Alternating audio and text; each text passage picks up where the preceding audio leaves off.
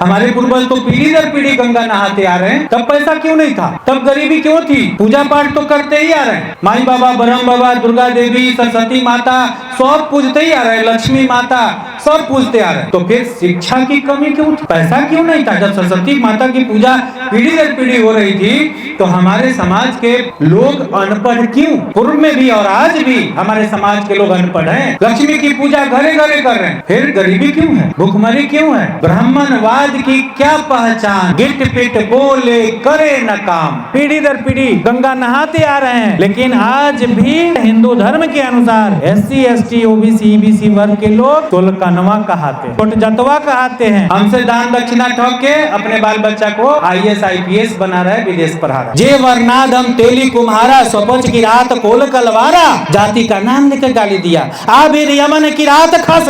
याभिर किसको कहा? यादव का नाम है याभिर। जाति का नाम ले लेकर के गाली दिया। जो उसके पक्षधर हैं वहां धार्मिक आयोजन करवा दीजिए, जहां करवा दीजिए, भीड़ देखिए। हम शरीर को तो रोज धो लेते हैं, साबुन शैम्पू तेल लगाकर रोज धो लेते हैं, लेकिन कभी जो हमारे अंदर की गंदगी है, हमारे मन का जो मैल है, उसको कभी हमने धोया क्या? इसीलिए वो कहते हैं कि जब तक हम भाई भाई से वैमनस्यता कटुता रखेंगे, जब तक हम धर्म की आड़ में जातिवाद पक्षपात भेदभाव रखते हैं, जब तक ऊंच नीच का भेद रखते हैं, जब तक हम एक दूसरे से ईर्ष्या द्वेष रखते हैं, तब तक मन का मैल कैसे मिटेगा? ये गंगा नहाने से तब तक क्या होगा? इसलिए कह रहे हैं संत महाराज कि नहाए गंगा गोमती, रहे बैल के बैल। नहा तो लिए, पीढ़ी दर पीढ़ी नहा के आ रहे हैं, पीढ़ी दर पीढ़ी गंगा नहाते आ रहे हैं, लेकिन आज भी धर्म के अनुसार, हिंदू धर्म के अनुसार SC ST OBC EBC वर्ग के लोग सोलकनवा कहाते हैं, छोट जतवा कहाते हैं, गोर टोली, मुसहर टोली, दूसर टोली, नहीं क्या क्या नाम। आखिर ये क्या है? एक तरफ गंगा का आयोजन कर रहे हैं, नहाने का आयोजन कर रहे हैं, खूब दिखावा कर रहे हैं धर्म के नाम पर, और दूसरी तरफ जो कर रहे हैं आयोजन, वही मानव को शर्मसार कर रहे हैं, इंसान इंसान को शर्मसार कर रहे हैं। मिटा न मन का मैल, ये मैल अंदर का विचारधारा मिटा ही नहीं, वो गंदी विचारधारा खत्म हुआ ही नहीं, और गंगा नहा रहे हैं। इसलिए संत कहते हैं कि नहाए गंगा गोमती, रहे बैल के बैल। तब की यात्रा कैसे करते हैं? एक सिद्धार्थ बालक बुद्ध कैसे बन गए, और वो भी विश्व भर में मशहूर हो गए? कैसे? आखिर क्या कारण था? और यहाँ भारत में, खास करके उत्तर भारत में, पुष्पक विमान वाले, गरुड़ पर चलने वाले, उल्लू पर सवारी करने वाले, चूहे की सवारी करने वाले, हाथी की सवारी करने वाले, वो विश्व में नहीं जा सके, अन्य देशों में नहीं जा सके, वे भारत में ही रह गए। यहाँ तक कि उत्तर भारत में ही रह गए, दक्षिण भारत भी नहीं पहुंच पाए। विचार जरूर करिएगा, क्या कारण ऐसा हुआ, उनको क्या सूझी, क्या समझ में आई बातें, जो वो अपने भावी राजकुमार, राजा थे, वो राजा के बेटा थे, तो बाद में पिता के बाद तो इन्हीं को राजगद्दी मिलनी थी, राजा तो यही बनते। फिर उन्हें क्या कमी थी, क्या जरूरत थी राजगद्दी छोड़कर जंगल में जाने की? क्या जरूरत थी उन्हें? कुछ तो कारण रहा होगा। पैसा क्यों नहीं था? धार्मिक आयोजन, पूजा पाठ, कहते हैं कृपा इधर से बरसई थी, तो उस समय भी तो करते थे हमारे पूर्वज। हमारे पूर्वज तो पीढ़ी दर पीढ़ी गंगा नहाते आ रहे हैं। तब पैसा क्यों नहीं था?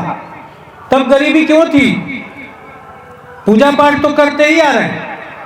माई बाबा, ब्रह्म बाबा, दुर्गा देवी, सरस्वती माता सब पूजते ही आ रहे हैं। लक्ष्मी माता सब पूजते आ रहे हैं। तो फिर शिक्षा की कमी क्यों थी? पैसा क्यों नहीं था? जब सरस्वती माता की पूजा पीढ़ी दर पीढ़ी हो रही थी तो हमारे समाज के लोग अनपढ़ क्यों? पूर्व में भी और आज भी हमारे समाज के लोग अनपढ़ हैं। क्यों हैं? लक्ष्मी की पूजा घरे घरे कर रहे हैं। फिर गरीबी क्यों है? भूखमरी क्यों है? एकमात्र बात पर विचार करिएगा,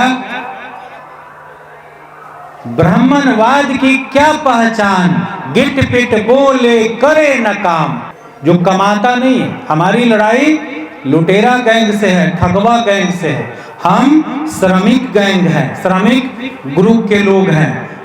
किसान, मजदूर, पशुपालक, श्रम करने वाले हम लोग हैं। SC, ST, OBC, EBC, minority, तमाम जाति के लोग हम लोग कमा के खुद खाए और दूसरे को खिलाए। चाहे भैंसी पोस के दूध पिलाए, चाहे मलाह मछली पालन करके, चाहे खेती किसानी, कुछ भी। लेकिन एकमात्र जाति है जो खुद कभी कमाता नहीं है, काम नहीं करता, गिटपिट बोलता है, बात से खुश कर देता है, अंतर मंतर मार के, और हम और आप ठगा जाते हैं। वो अपना उसी अंतर मंतर से घर परिवार पेट चला रहा है। हमसे दान दक्षिणा ठग के अपने बाल बच्चा को IAS IPS बना रहा है, विदेश पढ़ा रहा है। ब्राह्मणवाद की क्या पहचान, गिटपिट बोले करे न काम। मानववाद की क्या पहचान, ब्राह्मण भंगी एक समान। जहां कोई जाति ना हो वही मानवता है, वही मानववाद है। और बुद्धवाद की क्या पहचान, हम लोग क्यों बुद्ध के संदेश और बुद्ध के विचारों को क्यों मानते हैं? क्योंकि बुद्ध ने कहा मानव मानव एक समान। जहां कोई धर्म नहीं, कोई जाति नहीं, कोई वर्ण नहीं, कोई हिंदू मुस्लिम सिख ईसाई नहीं, कोई ब्राह्मण भंगी नहीं, कोई यादव भूमिहार नहीं, सब बराबर, वो बुद्ध ने कहा। और संविधानवाद की क्या पहचान, सबको शिक्षा एक समान। ये संविधान का है, संविधान।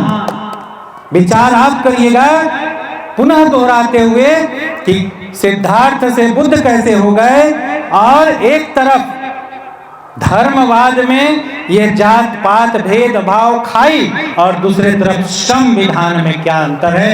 संविधान, सम मतलब समान, विधान मतलब कानून, वैसी व्यवस्था, ऐसी व्यवस्था जो सबको समान रूप से सम्मान दिलाए, उसका नाम है संविधान। और उस संविधान को प्राप्त करने में, वैसे संवैधानिक अधिकार सम्मान को प्राप्त करने में ऐसे सैकड़ों महापुरुषों की कुर्बानी देनी पड़ी है। अगर संविधान नहीं होता तो आज राष्ट्रपति की कुर्सी पर आदिवासी समाज की द्रौपदी मुर्मू नहीं बैठी होती, इंदिरा गांधी प्रधानमंत्री नहीं होती, चमार जाति से आने वाली मीरा कुमार लोकसभा की अध्यक्षा नहीं बनती, और यहाँ कुर्सी पर दीदी नहीं बैठती, आपकी बहन बेटी नहीं बैठती। विचार आप करिए कि वो संविधान की कृपा है या ईश्वरीय चमत्कार कृपा ढूंढते हैं मंदिर मस्जिद से, वो कृपा किधर से है? विचार आप करिए कि आपकी कृपा किधर से है। जे वर्णाधम तेली कुम्हारा, स्वपच की रात कोल कलवारा, जाति का नाम लेकर गाली दिया। आबिर यमन की रात खस, याभिर किसको कहा? यादव का नाम है याभिर यमन, यमन मुसलमान, किरात खस, ये कौन जातियां हैं?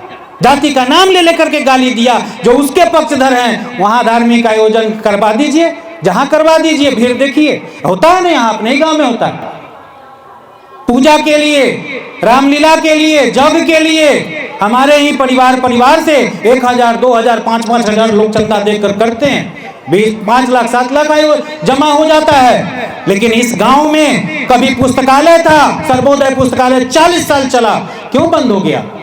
एक आदमी चलाए, वो मर गए, अपने साथ लिए चले गए। क्यों दूसरा आदमी, हम उनके संतान हैं, हमारा परिवार के लोग ही उस पुस्तकालय को खत्म कर दिए, क्यों? विद्यालय बनवाने वाले बनवा दिए, उसी विद्यालय से हम शिक्षित हो गए, हमारे ही बाप दादा ने बनवाया, कौन बनवाए?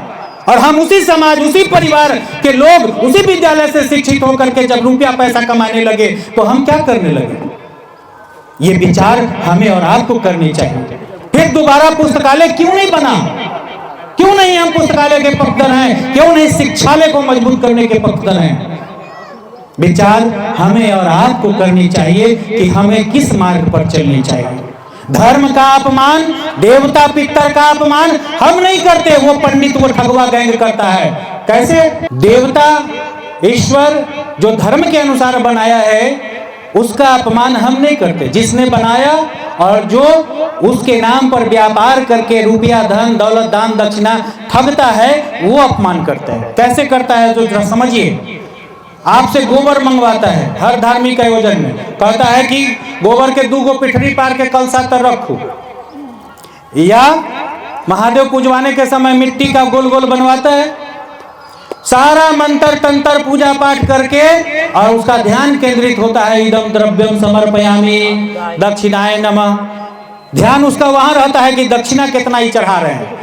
अब जमाना है महंगाई के समय अली जजमान अब कथी 11 गो 21 को चढ़ावे छी, 1100 चढ़ाइयो ना। अब ध्यान उस पर है और अंत में पैसा दान दक्षिणा उस पर जितना सामान है उठा के मोटरी बांध लेता है, पॉकेट में रख लेता है और गोबर को कहता है औरा के पेड़ पर फेंको, पोखरी में भंसा दो, नदी में बहा दो। यही ना होता है? क्या मैं गलत बोल रहा हूँ? अगर वो सच में मंत्र मार कर आपने उसे ईश्वर का रूप दिया, मान लो गौरी गणेश, मान लो महादेव मिट्टी के, तो फिर उसको आप पॉकेट में रख के क्यों नहीं सम्मान ले जा रहे हैं? पैसा चाउर दाल आप बांध लिए और इसको आप फेंकवा दिए। अपमान वो करता है या हम करते हैं? विचार आप करिएगा।